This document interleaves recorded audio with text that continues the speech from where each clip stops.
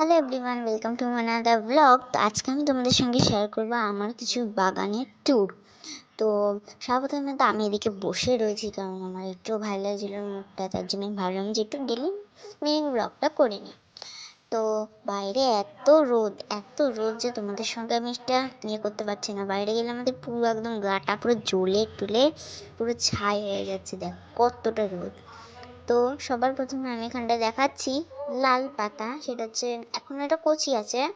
তো লাল পাতা গাছ দেখাচ্ছি, তার সঙ্গে একটা তুলসী গাছ আছে। তো তারপরে এদিকে আছে একটা পুঁইশাক গাছ, দেখো কতটা বড় হয়েছে। এটা আমার মামা খালি একটা চারা দিয়েছিল, জাস্ট এতখানি বড় হয়ে গেছে। ঠিক আছে। তো তারপরে এটা হচ্ছে আমার সব থেকে প্রিয় গাছ, এটা হচ্ছে লক্ষ্মী জবা। বাড়িতে খুব রাখা ভালো লক্ষ্মী জবা। তো তারপরে এটা হচ্ছে আমার বড় তুলসী গাছ। ঠিক আছে, তুলসী গাছ রাখা খুবই ভালো। তার সঙ্গে ছোট্ট একটা পরিবারে রাখা হয়, সেটা হচ্ছে লজ্জাপতি গাছ। এখন একটা ফুল টুল আসবে। ঠিক আছে, লজ্জাপতি গাছটা তারপর লজ্জা একদম ভরে যাচ্ছে। তারপর এটা হচ্ছে হলুদ ফুল, এটা ঠিক নামটা জানি না। ঠিক আছে, তার সঙ্গে আরেকটা তুলসী গাছ। তারপরে আছে একটা বেগুন গাছ। ঠিক আছে, বেগুন গাছের ফুলও এসছে, দেখো ছোট ছোট। ঠিক আছে। তো তারপরে আমার সব থেকে প্রিয় গাছ, সব থেকে প্রিয় গাছ, সেটা হচ্ছে লঙ্কা গাছ। আমার মা এখান থেকে লঙ্কা আচারও বানিয়েছে, এতটা ঝাল আমি বুঝতে পারিনি। ঠিক আছে, এক ঝুড়ি পুরো ভর্তি হয়ে গেছিলো। দেখো কতগুলো লঙ্কা এসেছে, আর গাছটা এত বড়।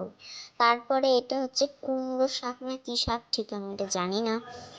তারপরে তার পাশে আছে একটা নীলকণ্ঠ গাছ। তারপরে আছে একটা কি বলে, গোলাপ গোলাপ ফুল। তারপরে এই লাল ফুলটার নাম ঠিক আমি জানি না, এটা কি ফুল গাইস, তোমরা কমেন্টে জানাবে। এটার নাম কি আমি ঠিক জানি না। নিচে ছোট্ট একটা, অনেকগুলোই হয় উপরের দিকে নীলকণ্ঠ। ঠিক আছে, এই যে একটা ফুল আমি ছিঁড়লাম, আমি ফুলটা আমার কাছে খুব ভালো লাগে, থোকা থোকা হয়। আর দেখো আজকে রোদে এত তাপ, আমার গাটা পুরো জ্বলে যাচ্ছে। তো আজকের ভিডিওটা এতখানি। আর দেখেছো রোদের তাপটা তো বেশি একদম ভর্তি হয়ে গেছে।